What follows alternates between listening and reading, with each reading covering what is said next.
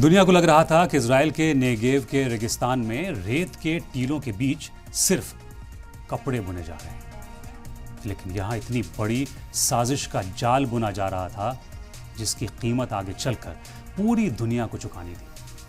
1960 के आखिरी महीने में अमेरिकी खुफिया एजेंसी CIA के पास कुछ ऐसी तस्वीरें हाथ लगी जिसने व्हाइट हाउस की नींद उड़ा दी।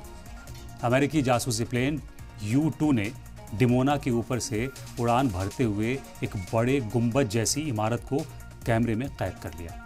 ये कोई टेक्सटाइल फैक्ट्री नहीं थी, जैसा कि इजराइल दुनिया को बता रहा था। ये एक मॉडर्न न्यूक्लियर रिएक्टर था जिसे फ्रांस की मदद से खड़ा किया गया था। तब के अमेरिकी प्रेसिडेंट ड्वाइट डी आइजनहावर की हुकूमत के आखिरी दिनों में इस साजिश की भनक लग चुकी थी, लेकिन असली टकराव तब शुरू हुआ जब जॉन एफ कैनेडी ने 1961 में अमेरिका की बागडोर संभाली, कमान संभाली। कैनेडी न्यूक्लियर वेपन बनाने की होड़ के सख्त खिलाफ थे। उन्हें डर था कि अगर इजराइल ने बॉम्ब बना लिया तो पूरा मिडल ईस्ट एक न्यूक्लियर वॉर के मुहाने पर खड़ा हो जाएगा। 1961 से 1963 के बीच कैनेडी और इजराइल के PM डेविड बेन गुरियन के बीच खतों किताबत का एक ऐसा सिलसिला चला जिसे आज भी कोल्ड वॉर के सीक्रेट दस्तावेजों में गिना जाता है। कैनेडी ने इजराइल पर भारी दबाव बनाया कि वो अपनी न्यूक्लियर साइट का इंस्पेक्शन करने दे। बेन गुरियन ने इसे इजराइल की सॉवरेनिटी पर हमला माना, लेकिन अमेरिका की नाराजगी मोल लेना उनके लिए मुमकिन नहीं था। आखिरकार इजराइल ने अमेरिकी साइंटिस्ट की एक टीम को आने की इजाजत दे दी, लेकिन उस इजाजत के पीछे एक बहुत बड़ा माइंड गेम छुपा हुआ था। इजराइल ने इंस्पेक्शन टीम को चकमा देने के लिए अपनी पूरी खुफिया ताकत झोंक दी। जब अमेरिकी साइंटिस्ट डिमोना पहुंचे तो उन्हें वहां वो दिखाया गया जो इजराइल दिखाना चाहता था। इजरायली साइंटिस्ट और इंजीनियर्स ने रातों रात नकली दीवारें खड़ी कर दी।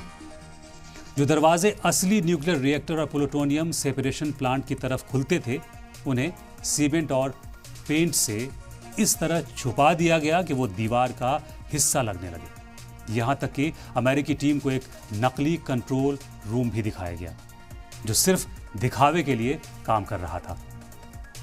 वहां मौजूद हर एक चीज एक साजिश का हिस्सा थे, जबकि असली न्यूक्लियर एक्टिविटी उन दीवारों के पीछे हो रही थी, जमीन के कई फीट नीचे सीक्रेट तहखानों में चल रही थी।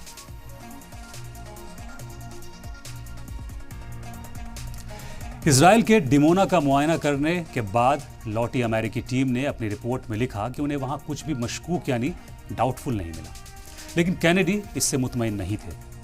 मई 1963 में कैनेडी ने बेन गुरियन के सक्सेसर लेवी एशकॉल को एक बेहद सख्त और पर्सनल लेटर लिखा। इस खत का मजमून और लहजा इतना सख्त था कि इसे एक अल्टीमेटम माना गया। कैनेडी ने साफ तौर पर कहा कि अगर इजराइल ने डिमोना के दरवाजे पूरी तरह नहीं खोले तो अमेरिका का सपोर्ट इजराइल के लिए खत्म हो जाएगा। अब इजराइल के पास करो या मरो की हालत थी।